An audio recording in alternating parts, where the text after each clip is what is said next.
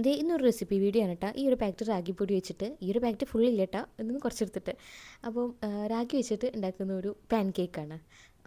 നല്ല ടേസ്റ്റാണ്, നല്ല ഹെൽത്തിയാണ്, അതുപോലെ തന്നെ എന്താ പറയുക, സിമ്പിളാണ് ഉണ്ടാക്കാനും. ഈ ഒരു മിക്സഡ് ജാറിലോട്ട് ഒരു 3-4 ടേബിൾ സ്പൂൺ എന്താ പറയുക റാഗിപ്പൊടി എടുക്കാം. റാഗിപ്പൊടി പിന്നെ ചെറുപഴമാണ് ഒന്നും കൂടി ടേസ്റ്റ്. ചെറുപഴം ഇല്ലയെന്ന് വിചാരിച്ച് കഴിഞ്ഞാൽ കുഴപ്പമൊന്നുമില്ല, നേന്ത്രപ്പഴം യൂസ് ചെയ്യാം, അല്ലെങ്കിൽ റോബസ്റ്റും ചേർക്കാം. റോബസ്റ്റും ബെസ്റ്റാണ്. ഞാൻ ചെറുപഴം ഉള്ള കാരണം ഞാൻ ചെറുപഴമാണ് ചേർത്തത്.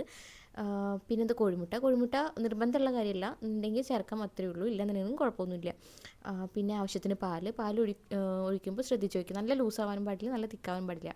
അപ്പോൾ കുറച്ച് ഒഴിച്ച് വെച്ചിട്ട് അങ്ങനെ അടിച്ചിട്ട് നോക്കിയാൽ മതി. പിന്നെന്താ, മധുരത്തിന് ആവശ്യമായിട്ടുള്ള ശർക്കര, കുറച്ചുകൂടി ശർക്കര എടുക്കുക. എൻ്റെ ലേശം മധുരം കുറവായിരുന്നു, ഞാനത് മതിയാവും എന്ന് കരുതിയിട്ടെടുത്തതാണ്. പിന്നെ അതെല്ലാം ഡേറ്റ്സും ചേർക്കാം, പഞ്ചസാര മാക്സിമം ഒഴിവാക്കുന്നതാണ് ഒന്നുകൂടി ബെറ്റർ. ഡേറ്റ്സും ചേർക്കാം. ഞാൻ ഇവിടെ ശർക്കരയാണ് ചേർത്തിട്ടുള്ളത്. അപ്പം അതൊക്കെ ചേർത്ത് നല്ലോണം മിക്സ് ചെയ്തെടുക്കുക. എന്നിട്ടത് നല്ല ചൂടായ പാനിലോട്ട് ഫ്ലെയിം നല്ല കുറച്ച് വെച്ചിട്ട് നെയ്യ് തടവിയിട്ട് നമ്മൾ പാൻ കേക്കിൻ്റെ ഷേപ്പിൽ ബാറ്റർ ഒഴിക്കുക.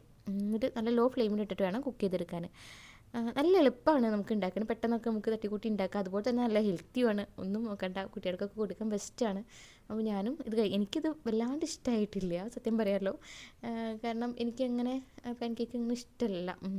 പക്ഷേ വൈനുവിന് നല്ല ഇഷ്ടമായി, അവന് ഞാനിത് ചോക്ലേറ്റ് കേക്ക് എന്ന് പറഞ്ഞിട്ട് കൊടുക്കുക, അവനിത് ഒത്തിരി ഇഷ്ടമായി. അപ്പോൾ എനിക്ക് അത്രേ വേണ്ടുള്ളൂ, അവനിത് നല്ല ഇഷ്ടമായി, അവൻ കഴിക്കുന്നുണ്ട്, കുഴപ്പമില്ല. അപ്പോൾ നിങ്ങളൊന്ന്